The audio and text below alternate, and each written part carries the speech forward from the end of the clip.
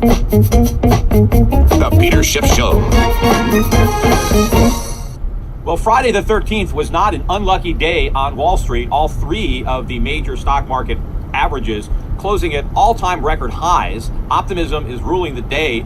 In fact, there was a consumer confidence number that came out today, also revealing confidence in the economy. University. Thanks. You've helped nearby lasers. And this is a measure of the belief that the U.S. stock market will be higher 12 months from now than it is today. And by that measure, consumers have more confidence in the U.S. stock market than they've ever had in the past. And that would include where we were just before the 08 financial crisis and where the market was at the peak of the dot-com bubble. In fact, there are other measures of investor sentiment that have never been this high. I mean, look at the VIX, for example, which is really a measure of risk, a measure of the willingness or the need that investors have to hedge their portfolios. And if you look at that, the VIX is at all-time record lows. So investors have never been this complacent about the U.S. stock market ever. And pretty much all of those measures that measure fear, confidence, are at the highest readings they've ever been, even though the U.S. stock market is extremely expensive. And it's only been this expensive during previous bubbles, near the peaks of previous bubbles. But what's different about this bubble is A, it's bigger, but people are even more confident now that it's not a bubble. You have less fear, less anxiety. Investors are more convinced that they can't lose than at any prior time, despite the fact that we actually probably have more risk now than during any of the previous bubbles. And of course, it's not just the investors that are confident. Consumer confidence is high. In fact, we had the consumer confidence number came out much higher than expected today. The dollar rallied back on that. It had initially gone down because of the lower than expected CPI, which of course is seen paradoxically as good for the dollar if there was less inflation. But somehow the way the markets expect the Fed to react, if there's not enough inflation, they reduce the probability of a rate hike. And so the dollar sold off because, you know, the PPI that came out yesterday was a little higher than expected. And so people were worried, oh, maybe there's more inflation. Then the CPI comes out and it's lower than expected. Of course, none of these numbers are actually real because we all know consumer prices are rising a lot faster than what these indexes purport to show. And of course, then the Fed complains that we don't have enough inflation. In fact, the Fed actually claims they don't even understand why inflation is so low because they expect it to be higher. Ironically, not because of all the money they printed.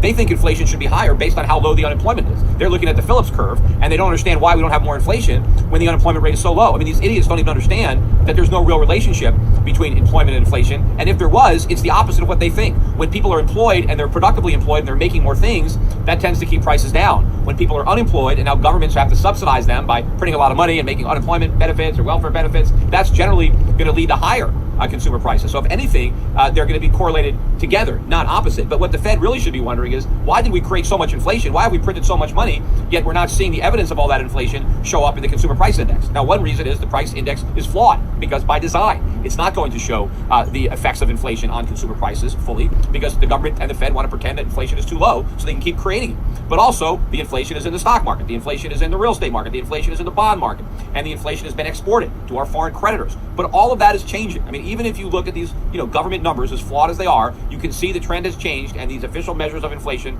are moving up and they're going to move a lot higher. And look what's going on in commodity markets. Commodities are strengthening. Commodity stocks are strengthening. Commodity currencies are strengthening. You can see it across the board. It's building even oil. Oil is now building a nice base above 50. It's, almost got to 52 again today, but the oil market to me looks like it's getting ready to move up a lot. Other commodities, dollar getting ready to drop. I mean, it didn't really do much today. The dollar was about unchanged, but gold was up about $10 on the day. Gold closed right at the high of the day, 1303, up just over $10, but not a lot of optimism in the gold market. Looking at the gold stocks, I mean, gold stocks have basically done nothing. Gold's moved up about $40 in the last week or so. Gold stocks have basically gone flat. I mean, there's optimism everywhere except when it comes to gold. And that's the one place where people should be optimistic. And it's the one place they're not, judging by what's happening in the gold stocks. Of course, nobody can match the optimism for cryptocurrencies, Bitcoin in particular, which as I speak is trading around 5,600. We blew through the 5,000 high yesterday. Last night, I think we traded above 5,800. So almost at 6,000 on the price of Bitcoin. So new record highs, exploding, upwards. Jamie Dimon, of course, not too long ago said it was a fraud. He was out today